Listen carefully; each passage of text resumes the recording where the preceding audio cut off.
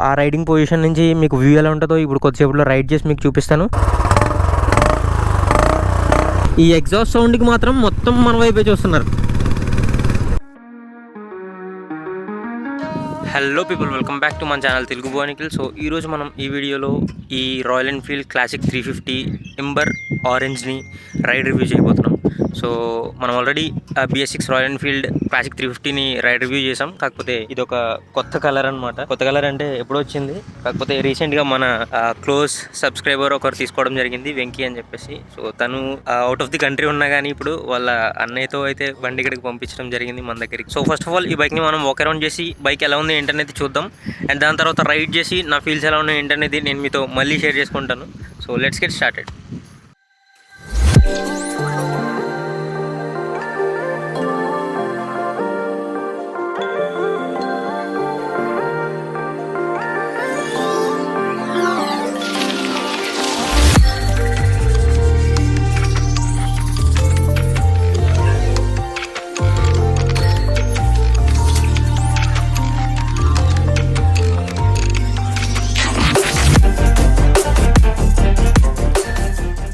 So ఈ bike side look ఎలా ఉంటుంది, స్టిక్కరింగ్స్ అయితే ఉన్నాయి బండి మీద, మన వాళ్ళు రీసెంట్గా చేయించింది.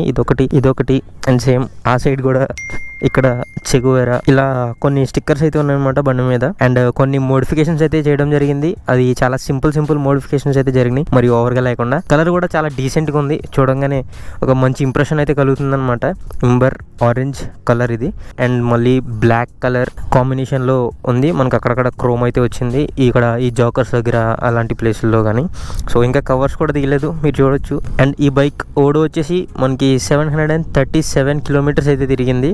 సో నాట్ ఈవెన్ 800 కిలోమీటర్స్ కూడా కంప్లీట్ చేయలేదు. సో ఈ బైక్ మనకి dual disc with dual channel ABSతో అయితే వస్తుంది. అండ్ 350cc ఇంజన్తో. అందరికీ తెలిసి ఉంటుంది రాయల్ ఎన్ఫీల్డ్ క్లాసిక్ 350 గురించి. సో ఇది ఎప్పటి నుంచో రూల్ చేస్తున్న వెహికల్. సో చాలా కొత్త లుకింగ్ ఉందన్నమాట. అండ్ మీరు ఇక్కడ అబ్జర్వ్ చేసినట్లయితే రాయల్ ఎన్ఫీల్డ్ అని చెప్పేసి 3D లోగో అయితే ఇక్కడ స్టిక్ చేయడం జరిగింది. ఇక్కడ కూడా ఇది 3Dలో కనిపిస్తుంది మనకి. క్లాసిక్ 350 అని చెప్పేసి 3D స్టిక్కర్ అయితే అంటించడం జరిగింది. అండ్ ఈ కలర్ మీద మనకి షైనీగా మొత్తం మెరుపులు లాగా ఉందన్నమాట. ఏదో quality premium nail polish use చేసినట్టు ఉంది టు బి జెన్యూన్. ఇది ఆఫ్టర్ మార్కెట్ ఎగ్జాస్ట్ అనమాట. రీసెంట్గా మన వాళ్ళు ఫ్లిప్కార్ట్ నుంచి అయితే ఆర్డర్ చేయడం జరిగిందంట. సో బీటింగ్ అయితే వేరే లెవెల్ వస్తుంది, చాలా బాగుంది అసలు. సో మీకు అది కొద్దిసేపట్లో వినిపిస్తాను. ఇప్పుడు వచ్చే కొత్త బండ్లు ఏంటంటే మనకి అసలు బీటింగ్ అనేది రావట్లేదు. BS6 నుంచి వచ్చిన బండ్లన్నిటికి కూడా మనకి అసలు సౌండ్ అయితే రావట్లేదు సరిగ్గా. సో ఇప్పుడైతే మాత్రం దీనికి ఆఫ్టర్ మార్కెట్ ఎగ్జాస్ట్ అయితే బిగించారు. సౌండ్ అయితే క్రేజీ ఉంది, డీసెంట్గా చాలా డిగ్నిఫైడ్గా ఉందన్నమాట. సో మీకు కొద్దిసేపట్లో వినిపిస్తాను ఆ సౌండ్ గురించి. సో అలాయ్ వీల్స్తో అయితే వస్తుంది ఈ బండి మనకి, స్పోక్ వీల్స్తో కాకుండా alloy wheels with tubeless tyres వస్తుంది అనమాట. ఫ్రంట్ టైర్ వచ్చేసి 90/90 19 ఇంచ్ వీల్తో అయితే వస్తుంది. అండ్ రేర్ టైర్కి వచ్చి చూసినట్లయితే 120/80 18 ఇంచ్ వీల్తో అయితే వస్తుంది. సో MRF నైలో గ్రిప్ టైర్స్ అనమాట. సో మంచి గ్రిప్ అయితే ఆఫర్ చేస్తాయి. సో మనకి రేయర్లో చూసినట్లయితే రేయర్లో ఎలా ఉంటుంది. సో నేనైతే ఎవరు కొత్తగా ఇలాంటి కలర్ తీసుకోవడానికి ధైర్యం చేయట్లేదు. మన సైడ్లో నేను చాలా రేర్గా చూస్తున్నాను అనమాట. కొత్తగా వచ్చిన కలర్స్ దిగినాయి కానీ రాయల్ ఎన్ఫీల్డ్లో. సో చాలా రేర్గా తీసుకుంటున్నారు. ఎప్పుడు నార్మల్గా బ్లాక్ కలర్ కానీ సిల్వర్ కలర్ కానీ ఏ రొటీన్ కలర్స్ ఉంటాయి కదా, స్టెల్త్ బ్లాక్, ఇలాంటి కలర్సే తీసుకుంటున్నారు కానీ ఇది ఎవరు ట్రై చేయలేదు. సో ఈ బైక్ అయితే మాత్రం లుక్ చాలా కొత్తగా కనిపిస్తుంది. సో రాయల్ ఎన్ఫీల్డ్ అనేసరికి ఎప్పటి నుంచో రూల్ చేస్తున్న బండి, ఎప్పటి నుంచో ఉన్న బండి కాబట్టి ఎవరికి కొత్తగా అనిపించదు. రాయల్ ఎన్ఫీల్డ్ కొత్త బండి తీసుకున్నా కానీ ఎప్పుడు చూసే బండే కాబట్టి అంతగా అనిపించదు.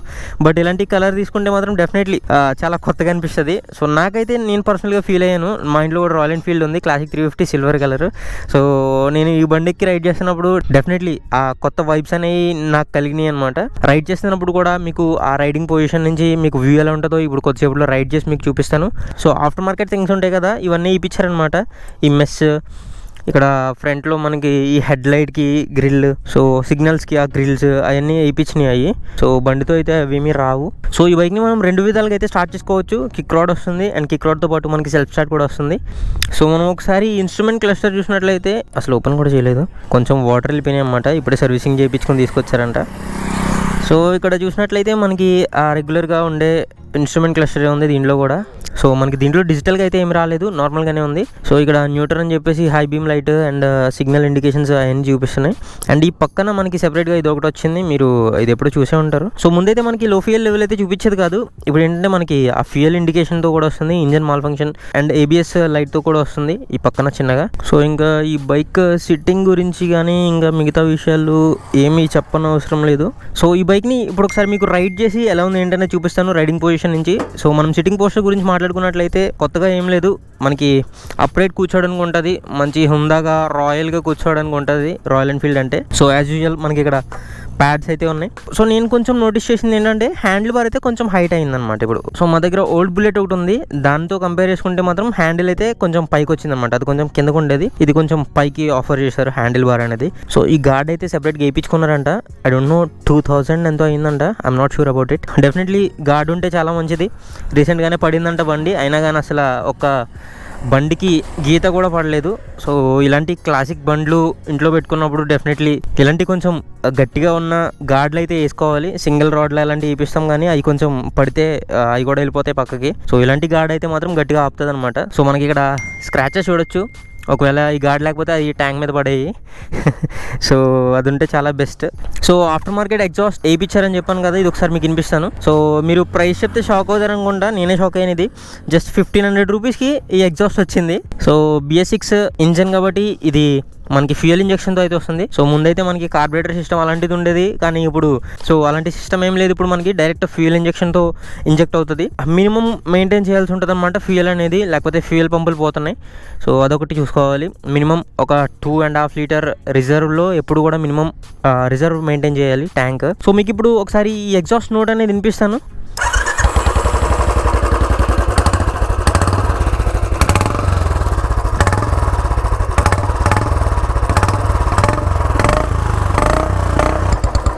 సో ఎగ్జాస్ట్ అయితే మాత్రం క్రేజీ సౌండ్ వస్తుందన్నమాట. సో మీకు ఇప్పుడు కొంచెం దగ్గర నుంచి వినిపిస్తాను. సో ఎగ్జాస్ట్ అయితే చాలా బాగుంది సౌండ్. ఇన్ఫ్యాక్ట్ అది మనం స్టాక్ ఎగ్జాస్ట్ తీసేసి ఇలాంటి లౌడ్ ఎగ్జాస్ట్ వేయించుకుంటే మాత్రం మనకి పవర్ అనేది కూడా కొంచెం బాగుంటుంది. సో నేను పర్సనల్గా ఫీల్ అయ్యింది నేను చెప్తానన్నమాట.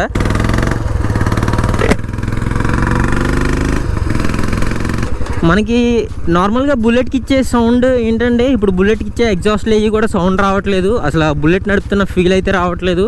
బట్ ఇలాంటి ఎగ్జాస్ట్ వేసుకుంటే మాత్రం చాలా బాగుంటుంది. మనకి ఆ రాయలిటీ, ఆ బీటింగ్ ఏదైతే మనకి అవసరమై ఉంటుందో, సో అది ఇంకా మనకి ఇంకా రైడ్ చేయి అంటూ ఉంటుంది ఇలాంటి ఎగ్జాస్ట్ వేయించుకుంటే.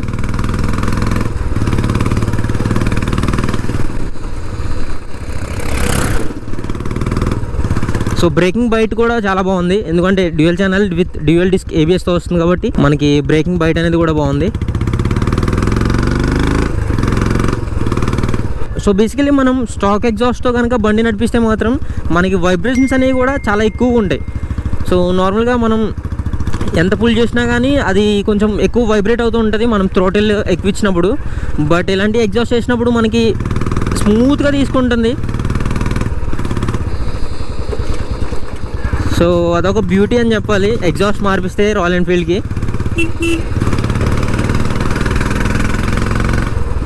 సో హారన్ ఎలా ఉంది బండిది. అండ్ రైడింగ్ పొజిషన్ నుంచి అయితే ఈ కలర్ మెయిన్లీ ఇలా ఉంటుంది అనమాట. సో రాయల్ ఎన్ఫీల్డ్ ఆల్రెడీ మనం BS6 బండి చేసినా కానీ మనం మళ్ళీ ఎందుకు చేస్తున్నామంటే మెయిన్ రీజన్ ఇదే. సో రైడింగ్ పొజిషన్ నుంచి అయితే ఈ కలర్ ఇలా కనిపిస్తుంది, చాలా డీసెంట్గా ఉంది, మరీ హడావుడిగా లేకుండా కూడా కలర్ అయితే. అండ్ రాయల్ ఎన్ఫీల్డ్ అనేసరికి మనం పవర్ గురించి వీటి గురించి మాట్లాడుకోకూడదు, ఎందుకంటే రాయల్ ఎన్ఫీల్డ్ అంటే ఒక రాయలిటీగా మంచిగా నడిపించుకునే బండి. దీనికి మనం ఎక్స్ట్రా థ్రోటిల్ ఇచ్చేసి RPMలు లేపేసి అలా కొట్టకూడదు. రాయల్ ఎన్ఫీల్డ్ అనేసరికి రాయల్గా మనం జెంటిల్గా ఉండాలన్నమాట. థ్రోటిల్తో ఇప్పుడు రాయల్ ఎన్ఫీల్డ్ అనేసరికి మనం జెంటిల్గా స్లోగా పైకి లేపుకుంటూ వెళ్తుంటే చాలా మంచిగా వెళ్తుంది బండి. మనం అదే పిచ్చిగా దీన్ని ఎలా పడితే అలా గేర్లు వేసుకుని ఎలా పడితే కొడుతున్నామంటే మనకి చైన్ స్ప్రాకెట్స్ ఈజీగా పోతాయి. సో నేను చాలా ఎక్కువ ఎక్స్పీరియన్స్ చేశాను ఆ చైన్ స్ప్రాకెట్స్ అనేవి మనం ఎక్కువ ఇలా రైడ్ చేసామంటే మాత్రం నా ఫ్రెండ్స్లో చూశాను నేను, అది ఇరిగిపోయినాయి అన్నమాట, చైన్ స్ప్రాకెట్స్ ఇరిగిపోతాయి పళ్ళు. సో మనకి ఈ బండి డ్యూయల్ స్ప్లిట్ సీట్తో అయితే వస్తుంది, ఆ విషయం అందరికీ తెలిసింది అనుకుంటా. అండ్ మన సీట్కి స్పెషల్గా జోకర్ అనేది ఇస్తారన్నమాట రాయల్ ఎన్ఫీల్డ్కి. సో సస్పెన్షన్ కూడా బాగుంటుంది. అండ్ పిలియన్ ఫుట్ రెస్ట్ పిలియన్కి ఫ్యామిలీకి పర్ఫెక్ట్ అని చెప్పొచ్చు. ఫ్యామిలీకి చాలా బాగుంటుంది రాయల్టీగా, ఎందుకంటే లేడీస్ ఫుట్ రెస్ట్ ఉంటుంది, సారీ గార్డ్ ఉంటుంది, వాట్ నాట్ అన్నీ ఉంటాయి దీంట్లో. సో ఈ బైక్లో మనకి ఫ్రంట్లో టెలిస్కోపిక్ సస్పెన్షన్స్ అయితే వస్తాయి అండ్ రియర్లో వచ్చేసి మనకి డబుల్ సైడ్ జోకర్ సెట్ అయితే వస్తుంది. రెండు సైడ్ కూడా జోకర్స్ ఉంటాయి దీనికి.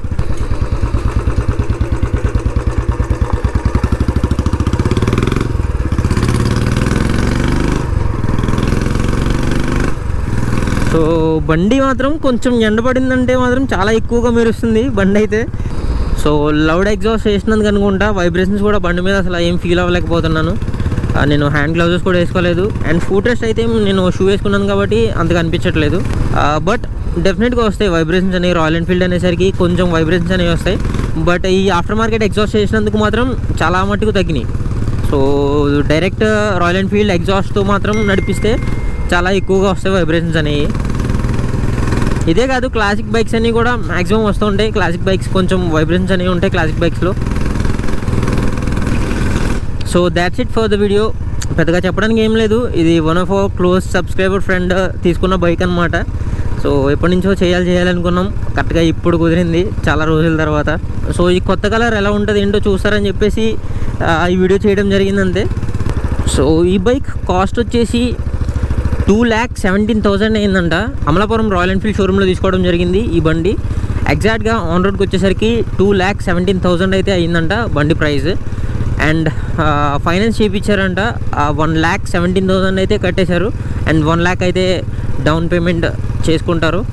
సో ఇది కూడా మీకు యూజ్ అవుతుందేమో అని చెప్పేసి వెంకీ చెప్పమన్నారు ఈ బండి ఓనర్, అందుకే గుర్తుపెట్టుకుని మరీ చెప్తున్నాను ఈ విషయం.